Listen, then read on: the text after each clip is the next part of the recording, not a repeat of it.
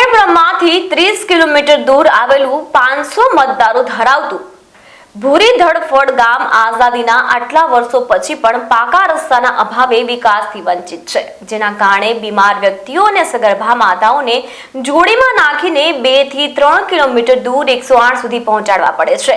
પરિણામે માતા અને બાળ મૃત્યુની ઘટનાઓ પણ બને છે અને મટોડા પીએચસીમાં પણ ડોક્ટરોની ગેરહાજરી અને ડિલિવરીની નોંધણી ન થવાની ગંભીર ફરિયાદો છે।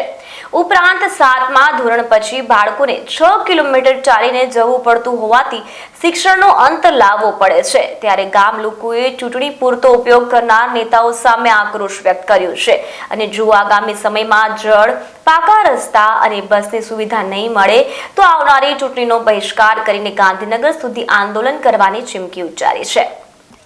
ધરોઈથી ભૂરી ધડફડ રસ્તો જે 2.5 કિલોમીટર કાચો છે એ લગભગ 50 વર્ષથી આજ દિન સુધી જે હાલતમાં છે તેવો કાચો રસ્તો જ છે। ત્યાં આરોગ્યલક્ષી સેવાઓ પણ ઉપલબ્ધ થતી નથી। ડિલિવરીવાળી બહેનોને અહીંથી દુખાવો થાય છે તો 2.5 કિલોમીટર જોડી દ્વારા લઈને જવામાં આવે છે અને 108ની સુવિધા પણ અહીંયા ઉપલબ્ધ નથી, જેના કારણે જોડીથી લઈને જતાં રસ્તાની અંદર જ ડિલિવરી થઈ જાય છે।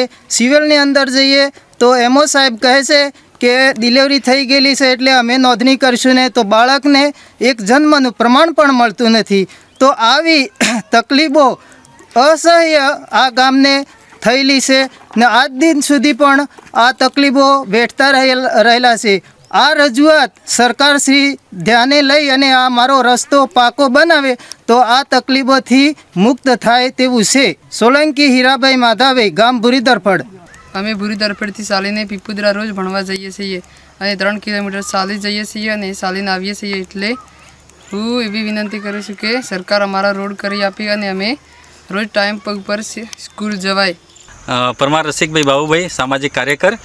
આજે ખેડબ્રહ્મા તાલુકાના ધરોઈ ગામની અંદર વર્ષોથી રસ્તો જે કે ધરોઈથી ભૂરી ધડફડ જે રાજસ્થાન બોર્ડર સુધી જાય છે એ બહુ કાચો રસ્તો છે। સરકારમાં ઘણી વખત રજૂઆતો કરી હોવા છતાં આજ દિન સુધી ડામર રસ્તો બન્યો નથી।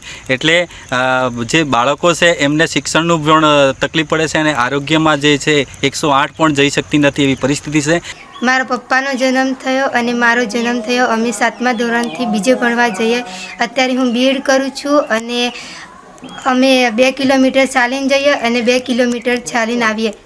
એટલે મારે સરકારને એ જ વિનંતી છે કે અમારા ગામમાં રસ્તાની સુવિધા અને પાણીની સુવિધા કરી આપે, જેના કારણથી આવનારા બાળકો પણ આ તકલીફ વેઠીને આગળ ના ભણી શકે અને કે મારા ગામમાં પાણીની અને રસ્તાની સુવિધા કરી આપે। જ્યારે અમે સવારમાં ભણવા જઈએ ને ત્યારે અમારા પરીક્ષા પણ પેપર પણ અધૂરું રહી જાય છે। એટલે સરકારને એ જ વિનંતી છે કે અમારા ગામમાં પાણીની અને રસ્તાની સુવિધા કરી આપે।